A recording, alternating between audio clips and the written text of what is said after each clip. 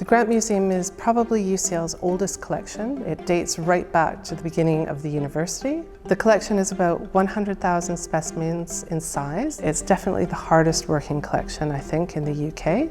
My role helps to preserve the specimens in the collection that might be endangered in the real world, and these specimens might be the only actual record that we have of these species going forward. While working for the Grant Museum of Zoology, I've developed specific expertise in the conservation of fluid-preserved specimens, and this is very relevant to this project.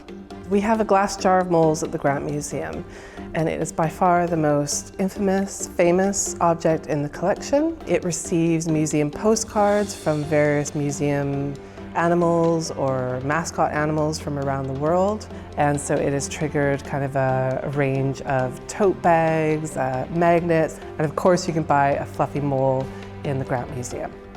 One of the intriguing things about the moles, of course, is how many moles are in the jar, and this is something that our visitors are always keen to find out. And also, as museum staff, we do seek to clarify that ourselves.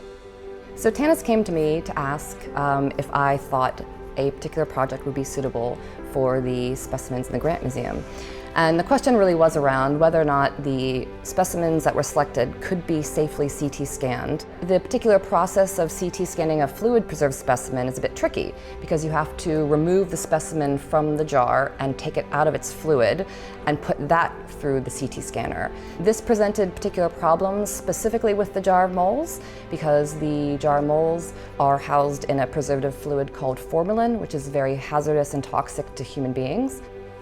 Ultimately, what we came up with was trying to scan some of our jarred specimens to see if we could see inside the specimens, and therefore if we could count what was inside the jars without having to open up the jars. We started talking about the project in 2023, and there were all sorts of questions about how we could move the specimens, whether or not it would actually be valuable, had this been done before, and also working with the medical physics team and who would be involved in the imaging and where exactly that would take place.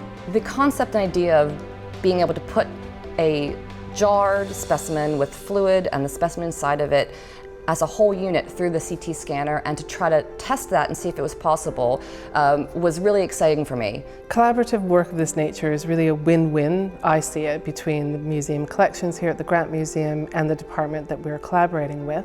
We actively want to promote the work that is done at UCL that's related to the collection, so to give public visitors an insight of the value of scientific research at the university, but also how the collections feed into that research.